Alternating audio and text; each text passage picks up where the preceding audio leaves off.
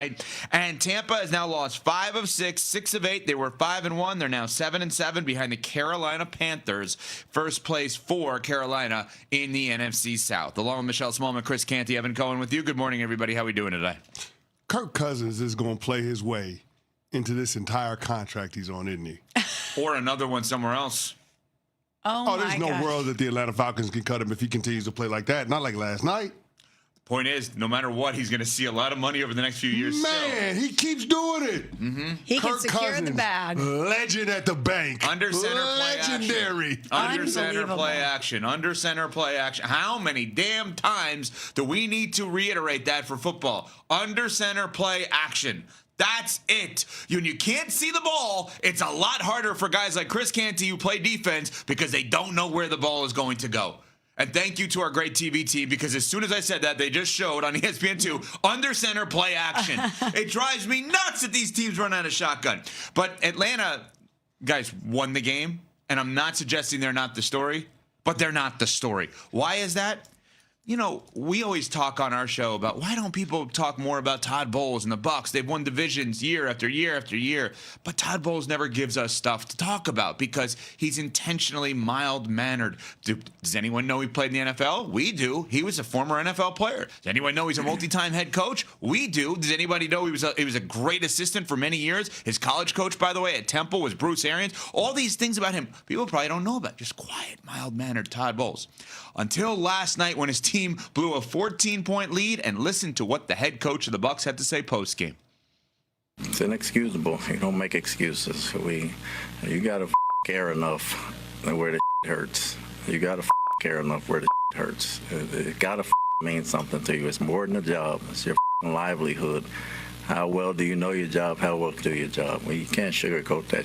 It was inexcusable, and there's no answer for it. There's no excuse for it. That's what you tell them in the locker room. Look in the mirror.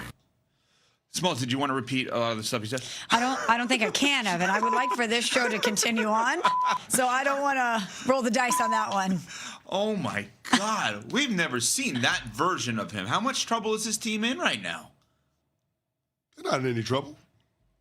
That doesn't sound like a team in trouble? Well, I think they certainly have some things to get cleaned up because the Atlanta Falcons tried their damnedest to give that game away. When you look at all of the penalties, the fumbles, the failed two-point conversions, the huge drop by David Sills in that third quarter, the Atlanta Falcons were ready to implode, and the Bucs just couldn't take advantage of them. And beyond that, the Bucs made their own mistakes. Todd Bowles, it's 2nd and 14 with 2:24 to go. The Falcons had no timeouts. Why the hell are you throwing the ball? Run the ball, take it down to the 2-minute warning, run the ball again, punt the ball, give the ball back to the Falcons with about 1:10 to go. Instead, you throw the ball, incompletion. Baker Mayfield takes a sack, takes it down to the 2-minute warning. The Falcons get the ball back with 1:50 to go, and they drive 45 yards to kick the game-winning field goal. Pretty sure that if you take those 40 seconds away from the Atlanta Falcons, they were going to have a hard time beating you at home last night. And you didn't. So as much as Todd Bowles is frustrated at the players in the locker room, he's got to be frustrated at himself because the way he called the game, the way he managed the game down the stretch, he did not cover himself in glory. And that, by the way, that sequence you just brought up was after, with the lead in the fourth quarter, Baker Mayfield threw an interception, oh, by the way. And here's why I asked the question, how much trouble are the Bucs in? Because the Panthers are right there? Well, that would be the immediate trouble, which is correct. The potential long-term trouble, I am going to defer to someone who lives there, played for that team, and analyzes football for a living. Not that I don't do that with CeCe, but he doesn't live in Tampa and he didn't play for the Bucs. And that is our teammate Booger McFarland, who tweeted this morning at ESPN Booger, that loss for the Bucs last night is going to change a lot of lives, which I thought was a very interesting note to put out there from Booger. And how I see that, when we talk about that, we talk about coach and quarterback. Todd Bowles has won division after division after division. He should not be in any trouble whatsoever. But his overall record is not actually as great as I would like it to be. Now, stop it. I'm not trying to fire Todd Bowles. Baker Mayfield. Fire one of these black coaches out here last night. I couldn't get Raheem Morris. I'm going to get Todd Bowles today. By the way, we'll get to the Raheem Morris of it all, but him yelling into the camera, Bijan Robinson. Raheem Morris got to chill out. I get that you got some relief. Y'all got a win that nobody was expecting that you get. You were on the chopping block and we're thinking about, getting the U-Haul trucks and packing up your office. I get all that, but Raheem Morris, you got to chill out. Y'all got to win. Congratulations. You get a reprieve for a week. He was hyped. And then I don't know if you saw Bijan Robinson with SVP after the game. That was cool. Talking a lot about what Raheem Morris does and how people don't see what he does behind the scenes, but what a great coach he is. I thought he was great with SVP all around, but I just thought that was a very pointed message about his head coach. Where I was going was Baker Mayfield, who is going to want more than just the year that he has left on his deal. He has void years, but he can become an unrestricted free agent in 2027. He's obviously going to want more money because his peers who are playing worse than he has played get more money than he does right now. I mean, Baker Mayfield is not one of the higher paid quarterbacks in the league in terms of the money he gets. There are other guys even you look at like Tua, who is paid more than he is paid. And you do wonder whether or not that's the life that could be changed if the Bucs don't win the division this year with this team in this division, and all three big wide receivers were healthy last night. Everybody in their wide receiving core was healthy for the first time this season. And I wonder if that's the life that could change that potentially Booger is talking about. All right, well, let's talk about their playoff odds after this loss last night. So they're 7-7. They lost for the fifth time in 6 games. They're a half game behind Carolina now in the NFC South. Their chances, the Bucs' chances of winning the NFC South will fall to 35% if the Panthers win against the Saints on Sunday. So they're going to be watching that one intensely. If the Panthers lose, the Bucs' 76% chance to make the playoffs. Now, the Panthers and the Bucs will face off twice in the final 3 games of the season, so that's obviously going to be very influential. But they've won the division 4 times in a row, and they're really looking down the barrel at the Panthers being able to take the crown. Yeah, and 3 with this group, 1 with Brady and Arians beforehand. So and Bowles was obviously on that staff. Baker wasn't there yet. Baker's been an amazing reclamation project for them.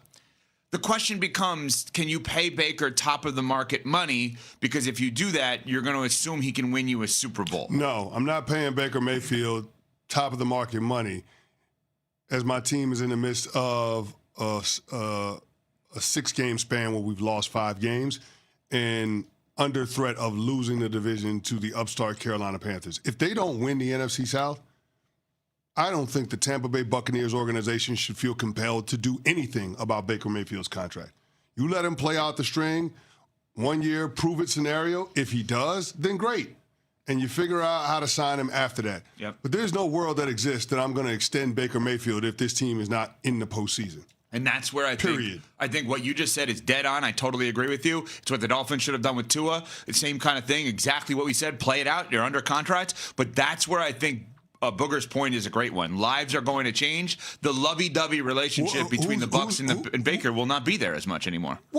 If they say no to an extension. If he comes to them after the season. What's he going to do, hold out? Well, it's not going, but to Booger's point, lives will change because we've heard about this love affair with Baker and the Bucs because, he was obviously what happened in Cleveland and Carolina and the Rams. That Thursday night game was great, but he needed a home. He found a home here, right? But this year, Adam Schefter and other, maybe Mike Tannenbaum as well, had them going to the Super Bowl. They started 5-1. We did not think the Super Bowl was off the table for this team. Yeah. Now we don't know if they could beat out the Panthers for the division. Well, they lost back-to-back division games to the New Orleans Saints, starting a rookie quarterback, and to the Atlanta Falcons, who technically starting a backup. Who was on the board to fire their head coach today if they lost that game. That's correct. Those are your last 2 losses in the division. Right. That you're trying to win. That's closely contested with you and Carolina. That's on everybody involved, but that's on the quarterback. Well, let's hear from the quarterback who blew not just him, but the team blew a 14-point lead last night in that fourth quarter to lose 29-28 in a game-winning Zane Gonzalez field goal by the Falcons. Here is Baker Mayfield postgame. Disappointing, obviously, but falls on my shoulders. Can't turn the ball over, can't have that interception, and then just got to hit Mack in stride on that third down. Listen, you can say what you want about being up 2 scores and the defense right there, but we have to be better on offense, and it comes down to how I play. And this one's going to haunt me. This falls on my shoulders. Yeah, I feel like, guys, no one is backing off of the idea of this being maybe a turning point game for the Bucs as a franchise. You're saying it's a turning point game. What are they turning to? Like, that's what I don't understand. Meaning, even if they don't make the playoffs, what changes about this team? Okay, that part is fair. I guess what I'm saying is there was a viewpoint of they'll get back on track, they'll be fine, they'll win the division, and maybe they make a run. Now it's maybe and then re-sign Baker, keep this thing going. Now it's last dance without the first dance next year of like, this is it. Mike Evans, you're going to have one more year. Godwin will give you another year. Obviously, Ibuka is going to be there for a long time. But like this group that is still remnants of them winning the Super Bowl years ago with Brady, there's still some of that stuff in there that I feel like what we're saying is it's either this year or max next year as that's it. Everything changes. Like, I'll give you an example. If you're them, I wouldn't have brought them up for this. Why not draft a first-round quarterback? I don't hate it. When you want one, not when you need one. They don't need one, but maybe they're going to want one in a few years. Yeah, having an eye toward what's next. Yeah, and then it becomes... It doesn't necessarily have to be a first-round quarterback, but somebody in the first 2 days. Yeah. Yeah. Of significance. I could see that. That you could see potentially being a starter. That's where I go back to. Your analysis leads into the booger point of lives will change because of a loss like this. Could they win the division? Sure. The Carolina Panthers are the kind of team that would somehow win in the same night at Green Bay and at Denver, like 2 games, but lose at home to New Orleans. Makes no sense. But that's why I'm not going to say the sky is falling for the Tampa Bay Bucs, though, right? To say that it's time to panic in Tampa would mean that you have a lot of faith in the Carolina Panthers. And I know I picked the Panthers preseason to win that division. I'm still not there yet, and we're going into week 15.